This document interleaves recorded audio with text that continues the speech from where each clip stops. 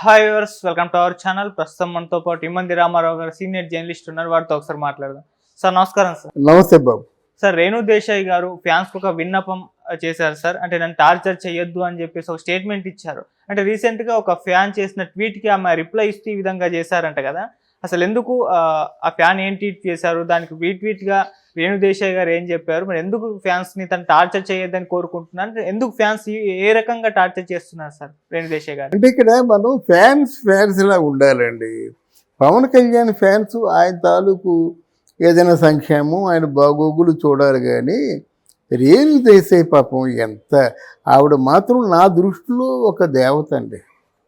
ఎందుకంటే తల్లిదండ్రులు ఒక్క చోట లేకపోతే పిల్లలు ఎంతగా పాడైపోతారో అందరికీ తెలిసిందే. కానీ తండ్రి దగ్గర లేకపోయినా, ఆ తాలూకు సంక్షేమాన్ని చూసేవాళ్ళు ఎవరూ లేకపోయినా, బంగారు తల్లిలాగా ఆధ్యాని, బంగారు తండ్రిలాగా అఖీరానందాన్ని పెంచింది. ఇప్పుడు అఖీరానందన్ ఉన్నాడు అనుకోండి, ఆయనకే 5.5 అడుగులు ఉంటే ఎవరు దృష్టి పడుతుందండి? అర్థమైందా? ఆ ముఖం కూడా సేమ్ పవన్ కళ్యాణ్ ముఖంలా ఉంది.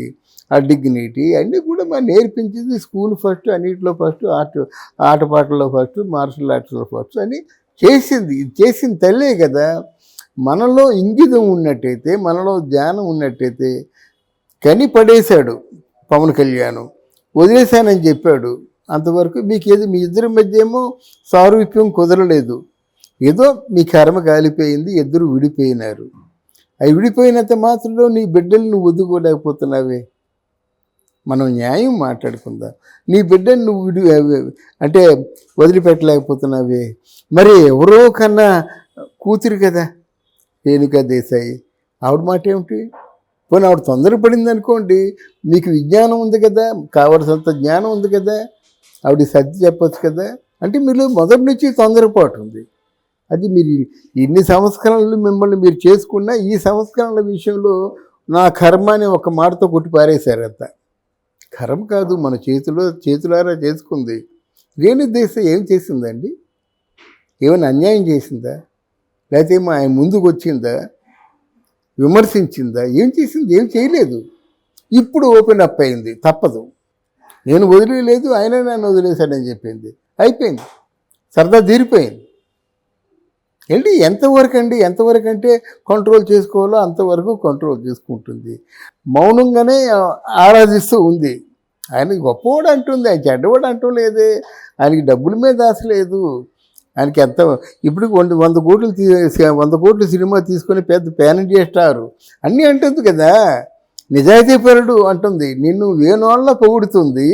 నీ అభిమానులు నోటికి వచ్చినట్టు మాట్లాడుతుంటే మీరు స్పందించకుండా ఉన్నారు. అది కూడా ఒక విధంగా తప్పే అవుతుంది. తప్పు ఆ విధంగా మాట్లాడకూడదు. అంటే రేణు దేశాయ్ కాదు, ఎవరు ఆ స్థానంలో ఉన్నా మాట్లాడకూడదు. ఈవిడ తెలివైంది కనుక, ఒక నటి కనుక, మంచి ఫ్యామిలీలో పుట్టింది కనుక తన ఫ్యామిలీని రెండో కంటికి తెలియకుండా పిల్లల్ని ఆనిముచ్చేలా తయారు చేసింది. ఈరోజు అఖీరానందన్ సినిమా అంటే తొలి సినిమాకే 10 కోట్లు. అంటే 10 కోట్లు తీసుకునే హీరోగా పెట్టింది. 2 సినిమాలు హిట్ అయితే 100 కోట్లు. మరి బంగారు తండ్రిలా తయారు చేసినట్టే కదా. మరి పవన్ కళ్యాణ్ తయారు చేశాడా? పవన్ కళ్యాణ్ అభిమానులు తయారు చేశారా? తప్పు కదమ్మా. ఒకసారి అభిమానులు ఆలోచించుకోవాలి. వదిన అని పిలుస్తున్నారు, ఆ పక్కేమో ఆమెను విమర్శిస్తున్నారు. ఆ పిలిపేనే మానేయండి, విమర్శించలేని మానేయండి. వదిన అని పిలిచి వదిన్ని మీ పవన్ కళ్యాణ్ ఎలా చూసుకుంటాడో తెలుసు కదా. మీ ఆరాధ్య దైవం పవన్ కళ్యాణ్ వదిన పాదాల మీద పడి నమస్కారం పెట్టవచ్చు. కనీసం ఆమెను మంచిగా చూసుకునే ఆ మాత్రం కనీస జ్ఞానం మీకు లేదు. ఒక్కసారి మనం అంటే సామరస్యంగా ప్రశ్నిద్దాం. అర్థమైందా? నేను చాలా రిక్వెస్టింగ్గా అడుగుతున్నాను పవన్ కళ్యాణ్ అబ్బాండి, మీ తాలూకు దేవుడు లేకపోతే మీ తాలూకు అన్నయ్య వదినంటే పాదాల మీద పడతాడు. ఇక్కడేమో మీరు వదినంటే విమర్శల పాలు చేస్తారా, తిడతారా, ట్రోల్స్ చేస్తారా? తప్పు కాదు. ఆలోచించుకోండి, మీ మనసు మార్చుకోండి. ఎవరైనప్పుడు కూడా పవన్ కళ్యాణ్ కుటుంబానికి మంచి చేసే వాళ్ళందరికీ కూడా మీరు మంచినే పలకండి. ఈరోజు పవన్ కళ్యాణ్ కుటుంబం నిలబడుతుందంటే 20 ఏళ్ల కత్తిలు. ఆయనే చెప్పాడు, నా కొడుకు నాలా కాదు కత్తి అన్నాడు పవన్ కళ్యాణ్. ఎవరిని?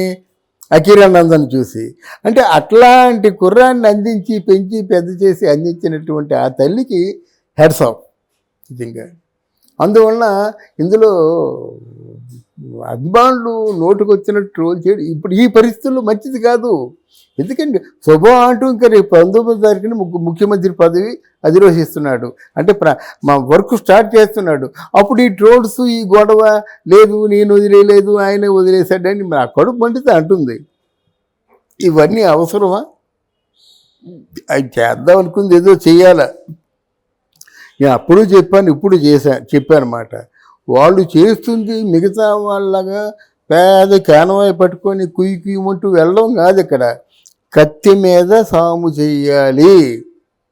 ఈ పవన్ కళ్యాణ్ పిఠాపురంలో ఏవైతే ప్రామిసులు చేశాడో ఆ ప్రామిసులకి ఇప్పుడే పడిపోవాలి, శ్రీకారం పడిపోవాలి. ఆ శుభం పలికే వరకు ఊరుకోరు వాళ్ళు. రేపు 20 తర్వాత పిఠాపురం వెళ్తా ఉన్నాడు కదా, చాలా జాగ్రత్తగా ఆలోచించి మాట్లాడాలి. అందువల్ల ఇటువంటి సమయంలో మీ వంతు ఎంకరేజ్మెంట్ చేయాలి, కానీ వాళ్ళు కనీసం వాళ్ళకి అంటే కొన్ని ప్రశ్నలకి సమాధానం చెప్పుకునే పరిస్థితుల్లో వాళ్ళు ఉంచొద్దు.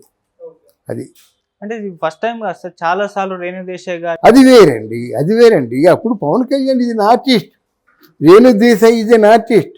టైగర్ నాగేశ్వరరావు సినిమాలు వేసింది కదా, ఆర్టిస్టులుగా పోతే అలా గౌరవనీయమైన 5 కోట్ల మందికి ఆయనకి 5 శాఖల్లో పనిచేస్తున్నాడు.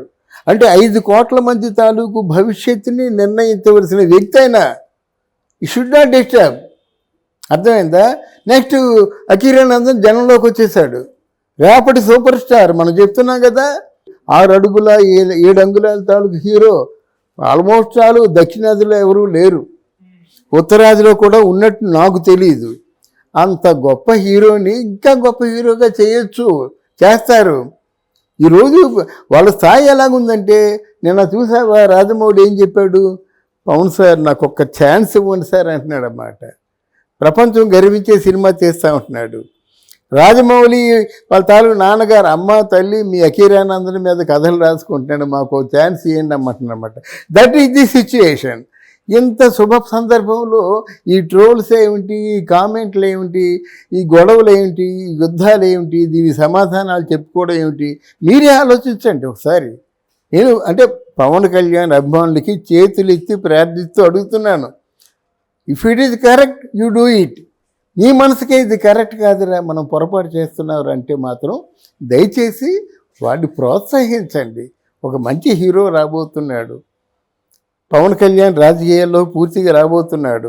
ఆ సినిమాలు ఫినిష్ చేసిన తర్వాత దానికి రీప్లేస్మెంట్ ఎవరో కావాలి కదా. రీప్లేస్మెంట్ కావాలంటే అఖిరానందన్ కావాలి కదా. అఖిరానందన్ హ్యాపీగా ఉత్సాహంగా పౌరుషంగా యాక్ట్ చేయాలంటే వాళ్ళ అమ్మ కూడా ఆనందంగా ఉండాలి కదా. ఆ విషయం ఆలోచించండి, సరైన నిర్ణయం తీసుకుంటారని. అది నమస్తే. అది మీరు ఇన్ని సంస్కరణలు మిమ్మల్ని మీరు చేసుకున్న ఈ సంస్కరణల విషయంలో నా కర్మ అని ఒక మాటతో కొట్టి పారేశారు. అంత కర్మ కాదు, మన చేతులారా చేసుకుంది. రేణుదేశాయ్ ఏం చేసిందండి? ఏమైనా అన్యాయం చేసిందా? లేకపోతే ఆయన ముందుకు వచ్చిందా? విమర్శించిందా? ఏం చేసింది? ఏం చేయలేదు. ఇప్పుడు ఓపెన్ అప్ అయింది, తప్పదు. నేను వదిలేదు, ఆయన నన్ను వదిలేశాడని చెప్పింది, అయిపోయింది, సరదా తీరిపోయింది.